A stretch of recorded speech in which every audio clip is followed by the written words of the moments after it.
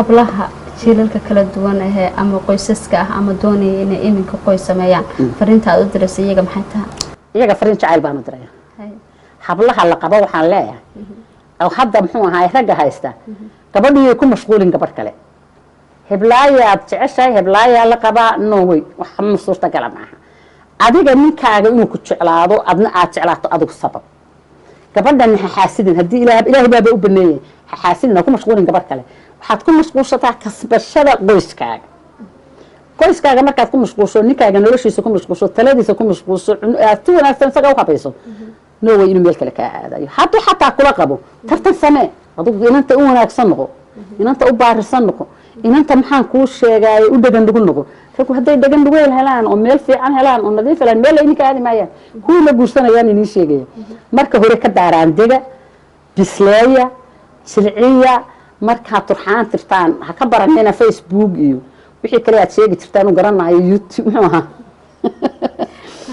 garanayo aaladahan casriga aad sheegtaan baraha bulshada si layfa isu barta rog bislee wanaagaaga tus isbarta si fiican isu barta markaad bislayso idinkoo is yaqaan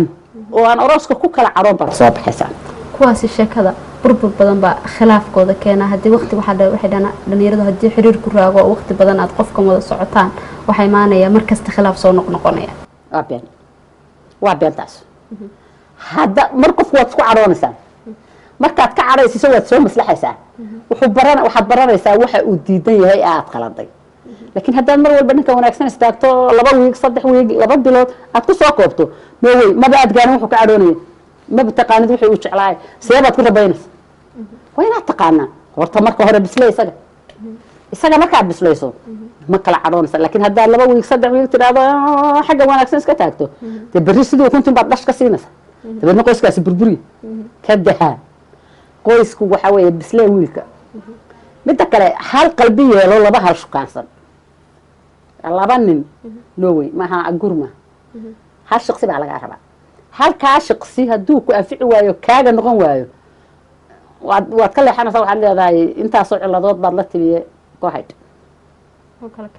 kaxaa wiil kale hadda oo kala hadkeenaysaa naagta waxaa la sheegaa Soomaaliya waxay tiraahdaa kun baa ballamise kow baa guursaday anigu kunkaa waxaan u arkaa khalkhal inay waqti far badan kaa qaadayaan insha Allah kan ilaahay ha ku beego gabadh kasta kii calafkeeda ahaa waxa weeye mid wanaagsan Allah ha siiyo